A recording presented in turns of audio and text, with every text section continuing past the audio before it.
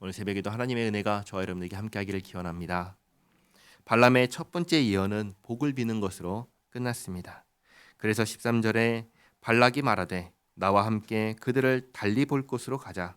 거기서는 그들을 다 보지 못하고 그들의 끝만 보리니 거기서 나를 위하여 그들을 저주하라 하고. 다시 말해서 어제는 이스라엘 4분의 1을 봤을 때 너무 많아서 압도되어서 발람이 저주하지 못하고 복을 빌었다고 이 발락이 생각을 한 겁니다. 그래서 끝에 조금만 보이는 곳으로 가면 압도당하지 않고 저들을 저주할 수 있다라고 생각을 한 것입니다. 그래서 14절에 소빔들로 인도하여 비스가 꼭대기에 이르러 7제단을 쌓고 각 제단에 수송아지와 순양을 드리니. 이번에도 어제와 똑같이 저주를 행할 의식을 준비합니다. 발람이 발락에게 이르되 내가 저기서 여호와를 만나 뵐 동안에 여기 당신의 번제물 곁에 서소서 하니라. 발락은 번제물 곁에 서게 하고 발람이 저주하기 위해서 이제 조금 떨어져 나갑니다. 그리고 16절에 여호와께서 발람에게 임하사 그의 입에 말씀을 주시어 이르시되 발락에게로 돌아가서 이렇게 말할지니라. 발람이 가서 본즉 발락이 번제물 곁에 섰고 모압 고관들이 함께 있더라.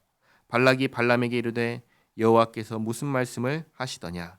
발람이 예언하여 이르기를 발락이여 일어나 들을지어다. 십볼의 아들이여 내게 자세히 들으라. 하나님은 사람이 아니시니 거짓말을 하지 않으시고 인생이 아니시니 후회가 없으시도다. 어찌 그 말씀하신 바를 행하지 않으시며 하신 말씀을 실행하지 않으시랴. 하나님께서 발락과 그 고관들에게 또 발람에게 자기가 어떤 존재인지를 계시하여 주십니다. 하나님은 어떤 분이십니까? 하나님은 사람이 아니십니다. 하나님은 어떤 분이십니까? 하나님은 거짓말을 하지 아니하시는 분이십니다. 하나님은 어떤 분이십니까? 하나님은 후회가 없으신 분이십니다. 하나님은 말씀하신 바를 반드시 실행하고 반드시 성취하시는 하나님이십니다. 20절에 내가 축복할 것을 받았으니 그가 주신 복을 내가 돌이키지 않으리라. 야곱의 허물을 보지 아니하시며 이스라엘의 반역을 보지 아니하시는도다. 이게 정말 놀라운 일이죠. 우리가 아는 바와 같이 이스라엘은 수없이 하나님께 반역하였습니다. 그러나 하나님께서 이스라엘을 버리지 않으셨습니다. 그것을 이야기하는 것입니다.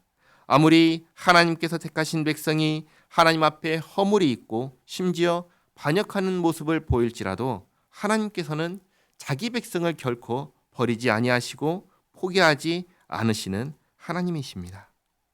21절 하반절에 여호와 그들의 하나님이 그들과 함께 계시니 왕을 부르는 소리가 그 중에 있도다.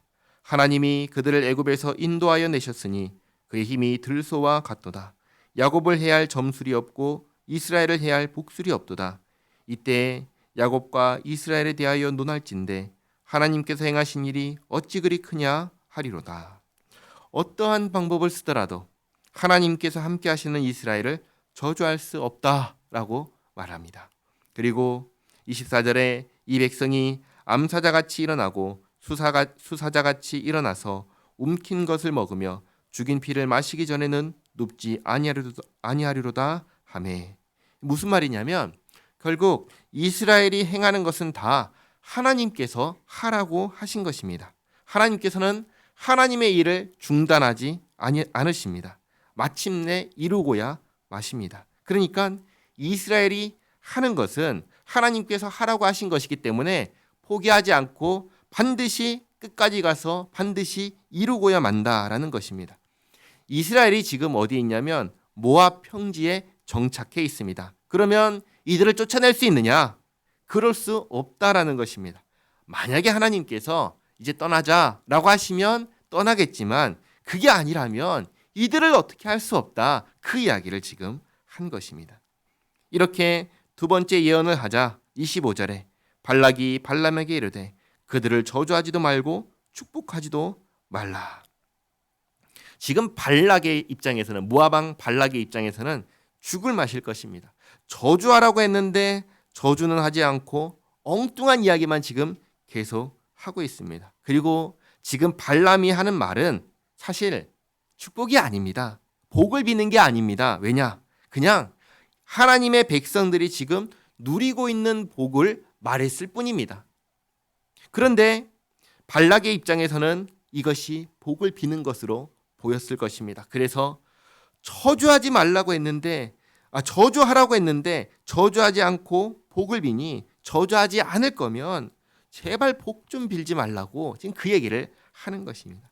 그러자 26절에 발람이 발락에게 대답하여 이르되 내가 당신에게 말하여 이르기를 여호와께서 말씀하신 것은 내가 그대로 하지 않을 수 없다고 하지 아니하더이까. 만약에 발람에게 하나님을 향한 믿음이 있어서 믿음으로 이렇게 말을 했다면 참 멋지다고 생각이 되었을 것입니다. 신약 성경을 보면은 베드로와 요한이 복음을 전파하다가 감옥에 갇힙니다. 재판관들이 예수의 이름으로 전도하지 말라 그렇게 말합니다. 그러자 했던 말이 뭐라고 했냐면 하나님 앞에서 너희 말을 듣는 것이 하나님의 말씀을 듣는 것보다 옳은가 판단하라.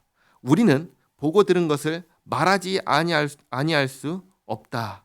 이렇게 얘기했습니다. 그러니까 이 베드로 요한이 했던 말과 그리고 발람이 지금 하는 말이 같은 것이죠.